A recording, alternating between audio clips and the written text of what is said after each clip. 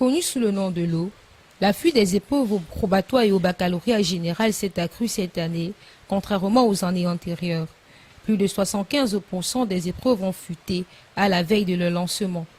Les candidats au probatoire général ont été soumis au début du mois de juin à certaines épreuves retrouvées sur la toile avant l'heure fixée par l'Office du baccalauréat du Cameroun. Il s'agit notamment des épreuves de mathématiques pour la série A4 et les épreuves de sciences pour la série D, mises à la disposition des candidats par un groupe de 2338 000 personnes sur Facebook appelé l'OBC 2023, selon le journal à capitaux publics Cameroun Tribune.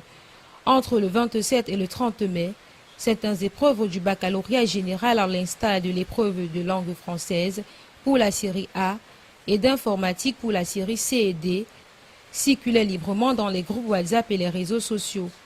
Pour certains, la rigueur qu'exige l'OBC aux candidats à l'examen s'est transformée en une cour du roi Péto où certains encadreurs jouent les troubles faits. Pour moi, l'afflux des épreuves peut être expliqué par plusieurs moyens. Plusieurs raisons peuvent, n'est-ce pas, expliquer celle-ci. À savoir, n'est-ce pas, la recherche du gain, la recherche effrénée du gain par des enseignants qui se voient, n'est-ce pas, proposer de lourdes sommes d'argent pour, n'est-ce pas, vendre ces épreuves. Aussi, la faiblesse caractérisée des élèves. Les élèves semblent être à donner à certaines autres pratiques plutôt que l'école. Et ceux-ci deviennent donc faibles par l'usage, n'est-ce pas, de ces pratiques. C'est le manque de sérieux dans l'organisation. Ces apprenants qui ont déjà les épreuves avant le jour ou bien le jour de l'examen, ça vient de quelqu'un et certainement de l'office.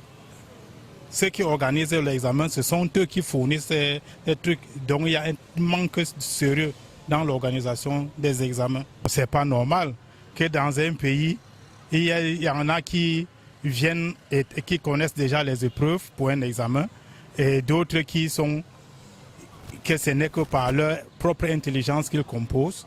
Là, vraiment, c'est disproportionnel. Certains parents déplorent les conséquences de cette facilité à l'examen. Oh là là, maintenant c'est la bouillabaisse. Hein. L'école est finie.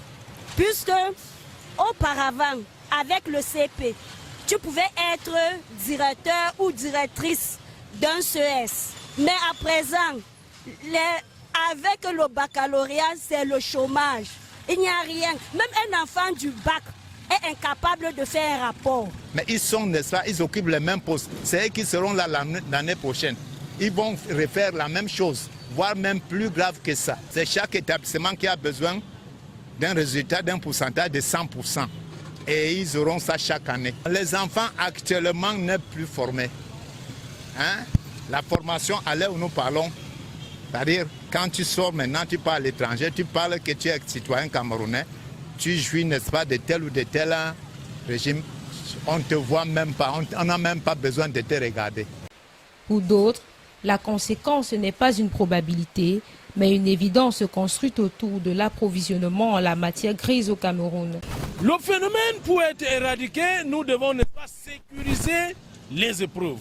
La sécurisation, c'est-à-dire mettre tous les moyens en jeu, même s'il faut, n'est-ce pas, utiliser les forces de maintien de l'ordre pour la sécurité de ces examens, des épreuves et le système. Le directeur de l'office du bac, moi je l'invite particulièrement, M. Minkoulou, à s'intéresser.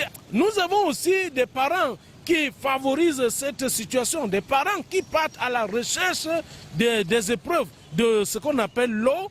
Ces parents qui favorisent cela pour donner à leurs enfants qui n'ont pas de niveau, ils savent bien que ces enfants n'ont pas de niveau et ils passent donc par ce qu'on appelle la tricherie. Cette tricherie s'étant donc étendue, n'est-ce pas, cette année, toute cette dernière année, particulièrement celle-ci, l'année 2024 qui a été émaillée, n'est-ce pas, de plusieurs fuites des épreuves. Cela a été dénoncé par plusieurs syndicats, mais jusqu'à présent, nous n'avons pas le mot de la ministre des enseignements secondaires qui ne veut pas peut-être se déclarer ou alors qui tarde, n'est-ce pas, à se prononcer. Même dans les salles de classe, quand il faut surveiller, les épreuves viennent sceller dans les enveloppes. Qu'est-ce qui arrive qu'au secrétariat de l'éducation, il y a fuite des épreuves. Donc, ça vient du haut. Et puis, le bas peuple prend. Pour résoudre cette situation, il faut seulement une surveillance, une stricte surveillance. Lorsqu'on met les épreuves dans le secrétariat, que le bureau soit fermé et confier la clé à une seule personne.